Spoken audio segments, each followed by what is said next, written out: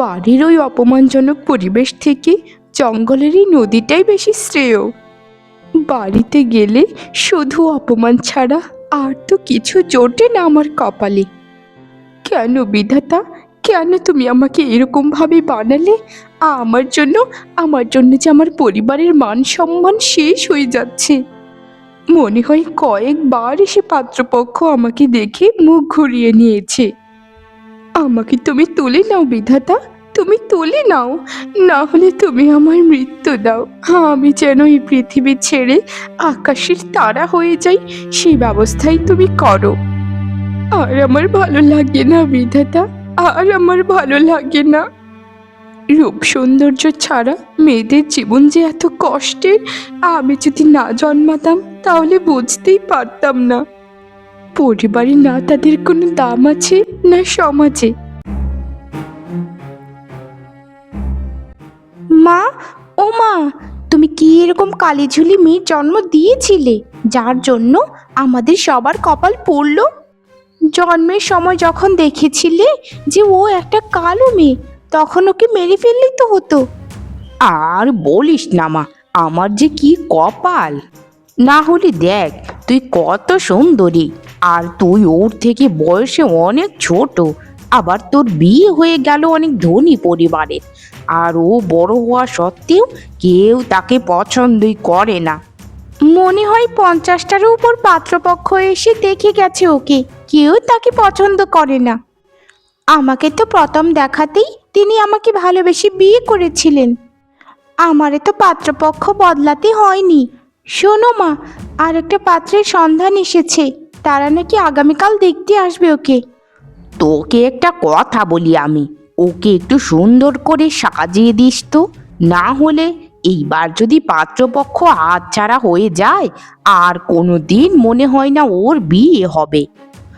আমার তো হয়েছে যত জ্বালা, মানুষের কথায় এখন মরে যেতে ইচ্ছে করে। ইচ্ছে তো করবেই মা, এটাই স্বাভাবিক। শোনো, আমি ওকে ভালো মতো কালকে সাজিয়ে পাত্রপক্ষের সামনে উপস্থিত করব, তারপর দেখা যাক কি হয়। ওকে দেখলেই না আমার শরীরটা জ্বলে যায়। আমার ইচ্ছে করে ওকে মেরে ফেলি, ওর চেহারাটা যখন আমার সামনে আসে।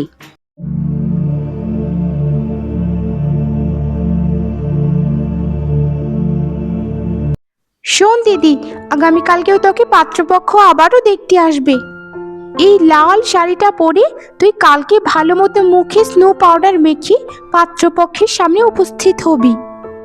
কিন্তু বোন, আমার মুখে যতই স্নো পাউডার মাখি না কেন, আমাকে যে একটু সুন্দরী লাগে না।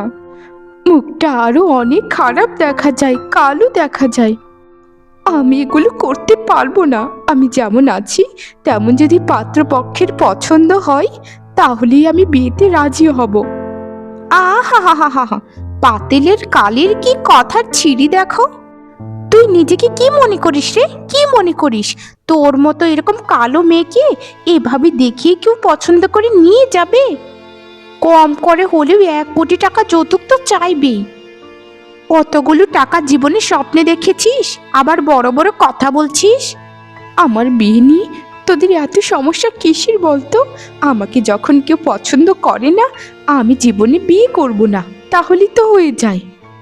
তোরা পাত্রপক্ষকে না করে দে, আমি বিয়ে করব না।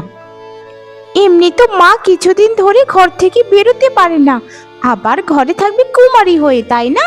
কত বড় শখ! এই শোন, আমি যেটা বলেছি, আগামীকালকে তুই পয় পয় করে এগুলি করবি, না হলে কিন্তু দেখবি মা আর আমি মিলে তোকে ঘাড় ধাক্কা দিয়ে বাড়ি থেকে বের করে দেব। আচ্ছা ছোট, এরকম ভাবে বলিস না বোন। আমি এই বাড়ি ছেড়ে কোথায় যাব বলতো? আমার যে যাওয়ার কোনো জায়গা নেই। আমি আমি সেভাবেই তৈরি হব, যেভাবে তুই বলছিস। এখন এখন যা তুই, আমাকে একটু একা থাকতে দে।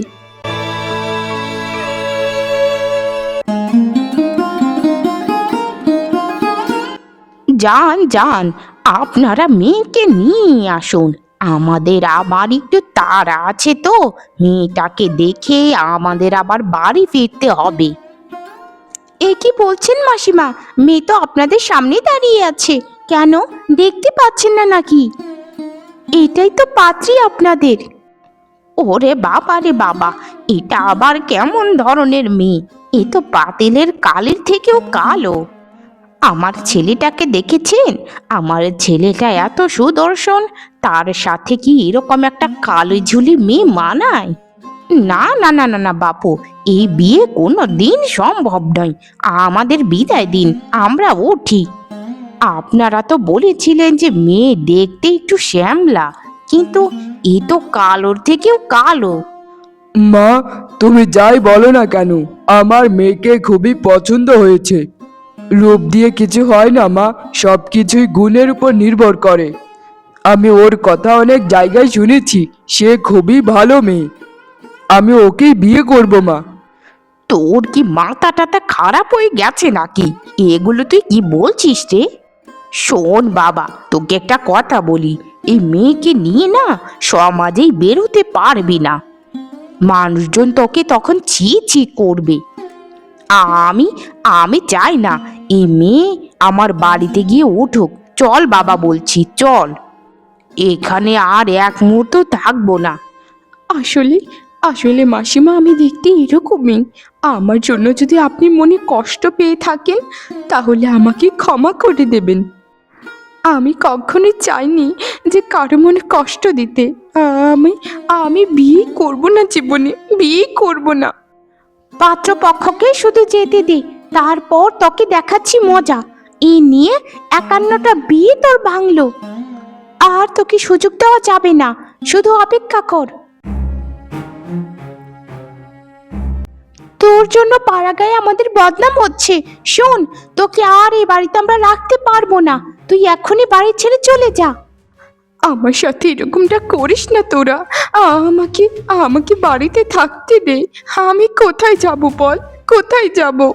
বাবার মৃত্যুর পর থেকে ভালোবাসা কি জিনিস আমি বুঝিনি। আমি যে এখানেই থাকতে চাই, মায়ের সাথে। তা বলি, তুই কোন মায়ের সাথে থাকতে চাস? আমি তো তোকে কোনো দিন সন্তান বলে মেনে নেইনি।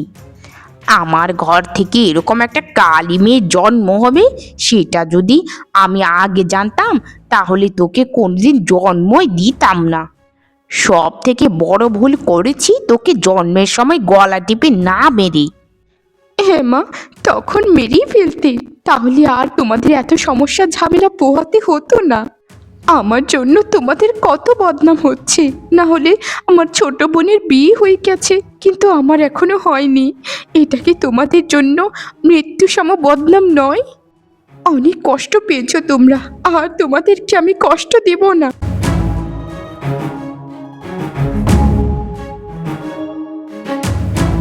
যাক, অবশেষে হতচ্ছাড়িটাকে বাড়ি থেকে তাড়ানো গেল। এখন থেকে তুমি এই গ্রামে মাথা উঁচু করে বেঁচে থাকতে পারবে মা। বলবে ও জানি কোথায় চলে গেছে। বিধাতা, ও বিধাতা, আমার চোখের জল যে ফুরিয়ে এসেছে প্রায়।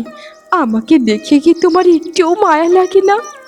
কেন বিধাতা, কেন কেন আমার সাথে কেন এরকমটা করছো তুমি? আমাকে কেন পৃথিবীতে পাঠালে বিধাতা? এই যে দেখো, আমাকে চরম অপমান করে বাড়ি থেকে তাড়িয়ে দিল তারা। আমার কি দোষ ছিল? সারাটা জীবন বাড়ির জন্য খেটেছি, আর আজ তাদের কাছে আমার কোনো মূল্য নেই। আমি কি আদৌ তার সন্তান, নাকি অন্য কিছু? আমি তো তা বিশ্বাসই করতে পারি না। বোন তো বোনের সাথে করতেই পারে, রেষারেষি জেদের বসে, কিন্তু আমার নিজের মা কি কখনো এরকমটা করতে পারে বিধাতা? উত্তর দাও। আরে চম্পা, তুমি এখানে এই জঙ্গলে কি করছো বলো তো? তোমাকে খুঁজে আরো তোমার বাড়িতে গিয়েছিলাম আমি।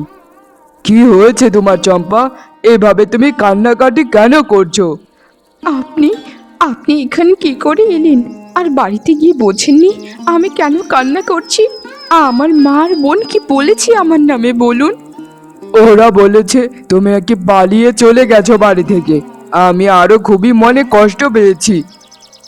এক বুক ভরা কষ্ট নিয়ে আমি বাড়ির উদ্দেশ্যে যাচ্ছিলাম এদিক দিয়ে, কিন্তু তোমার নামে তোমার পরিবার এগুলো কেন বললো বলো তো? কারণ আমি কালো, আমাকে কেউ বিয়ে করে না। আমি দেখতে কুৎসিত। ওদের মান সম্মান সব শেষ হয়ে যাচ্ছে আমার জন্য। আমার জন্য আমার জন্য ওরা অনেক করেছে, অনেক, আর আমার জন্য কিছু করতে পারবে না। আমি যে জঙ্গলেই থাকতে চাই সারা জীবন, আমি আর কোথাও যাব না, কোথাও না।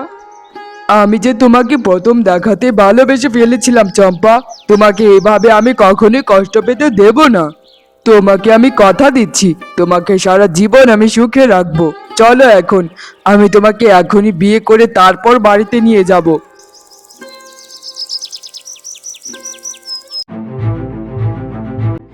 এ কি রে বাবা, তুই এটা কি করেছিস? ওই মেয়েটা কি অবশেষে বিয়ে করলি? আয় হাই রে, আমার যত মান সম্মান ছিল সব কিছু ছেলেটা শেষ করে দিল। আমি তো এরকম বউ কখনো চাইনি রে। মা, সংসার আমি করব, পাড়া প্রতিবেশীরা আমার সংসার করবে না, তাই আমার ভালো আমি সব থেকে ভালো বুঝি। আর মা শোনো, তুমি দয়া করে আমাকে মেনে নাও, না হলে কিন্তু আমিও কঠোর হতে বাধ্য হব। এই বাড়িতে না থাকলেও নদীর পাড়ে আমার আরেকটা বাড়ি আছে, ওখানে চলে যাব আমি। আমাকে ভয় দেখাস না বাবা, তোকে একটা কথা বলি, এই মেয়ে দিয়ে তোর জীবন যাবে না। লোকজন যখন তোকে কথায় কথায় অপমান করবে, তখন তুই বুঝবি যে কালো মেয়ে বিয়ে করার ফল কেমন হয়। মা, দয়া করে আমাকে একটি মাত্র সুযোগ দিন, আমাকে প্রমাণ করার একটু সুযোগ দিন মা। আমি আমি আপনাকে কথা দিচ্ছি, আপনাকে আমি কোনো দিন নিরাশ করব না। আমার মাকে তো আমি মনের মতো পেলাম না, কিন্তু আপনাকে আপনাকে আমি খুবই ভালোবাসবো মা, খুবই ভালোবাসবো। আমাকে একটি মাত্র সুযোগ দিন মা, একটি মাত্র সুযোগ দিন। শোনো, তুমি একটা কথা বলি, আমার বাড়িতে যখন থাকবে তখন চুপচাপ থাকবে, আর বাড়ির সকল কাজকর্ম একাই করবে, আর ঘর থেকে বেশি বেরোনো যাবে না একদম। ঠিক আছে, তোর বউকে তুই ঘরে নিয়ে যা। একটি মাত্র সুযোগ দিলাম তোমাকে, নিজেকে প্রমাণ করে দেখাও। মা, এখন যে আমাকে যেতে হয়, আমার স্বামী না হলে অনেক রাগ করবে গো। আমার স্বামী আবার সৌন্দর্যের পূজারী, তিনি আবার আমার মুখটা না দেখলে না কিচ্ছুটি ঠিক মতো খেতেও চাইবে না। আচ্ছা মা শোন, যাবি যখন তাহলে কালকে সকাল সকালই রওনা দিয়ে দিস। আজকের দিনটা আমার সাথে না হয় থেকে যা মা, আমিও একা মানুষ, ভয় লাগে রে, ভয় লাগে। হতচ্ছাড়িটাকে তাড়িয়ে না মনের মধ্যে কি যে শান্তি এসেছে। একদম ঠিক বলেছ মা, দেখনি ছোটবেলা থেকেই বাবা তাকে অন্যরকম ভালোবাসতো, সব সময় শুধু চম্পা আর চম্পা, চম্পা ছাড়া মনে হয় তার আর জীবনে কিছুই ছিল না। আচ্ছা মা শোনো, তাহলে আজকের দিনটা আমি থেকেই যাই, বরং কালকে সকালেই আমি বেরিয়ে পড়বো। চল মা, এখন রান্নাঘরে গিয়ে মা মেয়ে মিলে বিরিয়ানি বানাই, তারপর দুজন মিলে মজা মজা করে খাবো। হতচ্ছাড়িটার জন্য এতদিন ঘরে ভালো মন্দ রান্না করতে পারিনি, যদি খেয়ে নেয়।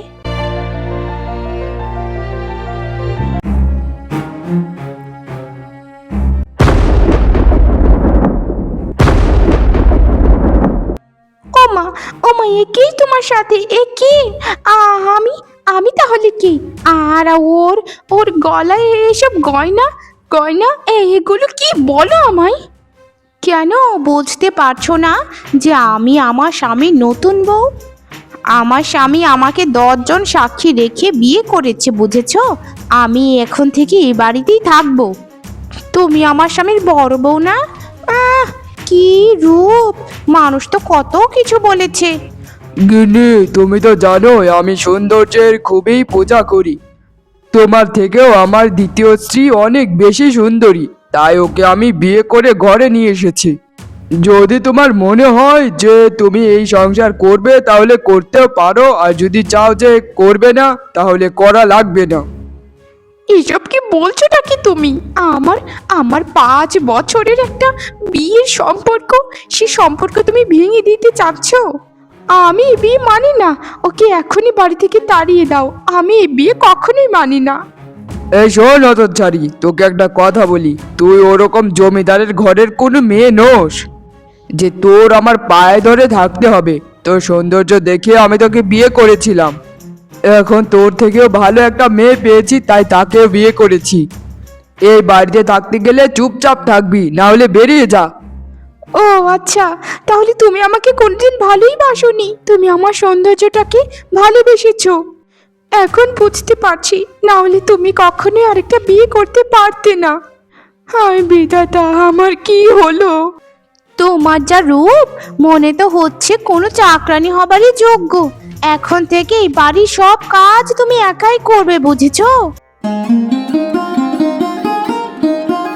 চম্পা, ও চম্পা মা, এদিকে একটু শোনো তো, তোমার সাথে আজকে আমার কিছু কথা আছে। কই গেলি রে আমার পাগলি মেয়ে, একটু এদিকে আয় না রে চম্পা। হ্যাঁ মা, কি হয়েছে? আপনার কি কিছু লাগবে? আমাকে বলুন মা, আমি এখনই আপনার জন্য এনে দিচ্ছি। না মা, আমার কিচ্ছুটি লাগবে না। আসলে তোমার মতো বৌমা এই পৃথিবীতে মনে হয় কেউই পায়নি। জানো বৌমা, আমি সব সময় চিন্তা করতাম আমার একটা মেয়ে থাকলে কত ভালোবাসতো আমায়। আমার এই কদিনে মনে হচ্ছে আমার মেয়ে লক্ষ্মী রূপে এই বাড়িতে এসেছে। তুমি এত ভালো যে বলার মতো নয় বৌমা। মা গো, ও মা, আপনার এই প্রশংসা শুনে সত্যি আমার খুবই কান্না পাচ্ছে। আপনি আমার শাশুড়ি মা নন, আপনি আমার নিজের মা। মা, আপনি আমাকে যেভাবে আদর করে ডাকলেন, আমার জন্মের পর কেউ আমাকে কোনোদিন ডাকেনি মা। আগে বাবা ডাকতো, কিন্তু বাবাও তো সেই ছোটবেলাতেই মরে গেছে। চম্পা, তুই এই বাড়িতে নির্দ্বিধায় থাকবি মা, তোরও এই বাড়ি। আমি তো কিছুদিন পর মরেই যাব, তারপর থেকে তুই আমার ছেলেটাকেও দেখে রাখিস মা। আর আমি স্বর্গের সুখ লাভ করছি এই বাড়িতে থেকে। সৌন্দর্য দিয়ে মানুষ কি করে? ওই যে পরাণের বউটা কত সুন্দরী, কিন্তু তার মাকে কিছুই খেতে দেয় না। সৌন্দর্যের ওপর থেকে আমার ভ্রান্ত ধারণাটি মুছে গেল। রূপের থেকে গুণটা যে অতীব জরুরি। আমার তো আফসোস হয় তোমার মা আর বোনের জন্য, তারা তোমায় চিনতে পারলো না এত বছরেও। যাকে যাকে আমরা এতদিন তোষামত করেছি দেখি, যাকে তুচ্ছ তাচ্ছিল্য করেছি, তার সংসারটা এত সুন্দর হয়েছে। আর অপরদিকে আমি এত সুন্দরী হওয়া সত্ত্বেও আমার সংসারটা টিকলো না মা, আমার সংসারটা টিকলো না। আমিও কিছুই বুঝতে পারছি না রে, তোর ভাগ্যটা যে এত খারাপ হবে আর ওই কালীটার ভাগ্যটা যে এত ভালো হবে, সেটা কে জানতো রে মা, কে জানতো? আমি তো কল্পনাই করিনি জামাই বাবা জীবন যে আরেকটা বিয়ে করে তোর উপর এরকম অত্যাচার করবে। অত্যাচার করে করে তোকে বাড়ি থেকে তাড়িয়ে দিয়েছে তালাক দিয়ে। এখন তুই কি করবি রে মা, কি করবি? আগে তো মানুষ আমার মেয়ের রূপ দেখে আমাকে বদনাম করত, এখন যে সামনাসামনি অপমান করবে। এটাই হওয়ার ছিল মা, এটাই হওয়ার ছিল। দিদিকে আমরা যে অত্যাচার করেছি, ঈশ্বর বোধহয় আমাদের উপর নারাজ হয়েছেন। তিনি চান আমরা যেন কোনোদিন সুখে থাকতে না পারি। অপরদিকে দেখো গিয়ে মা, চম্পা দিদি কত সুখে আছে, তার শাশুড়ি তাকে মাথায় করে রাখছে মা, মাথায় করে রাখছে। কালো হয়েও ওর ভাগ্যটা কত ভালো হলো মা, কত ভালো হলো। আর আমি সুন্দরী হয়েও আমার ভাগ্য এত খারাপ, এত খারাপ আমার ভাগ্য।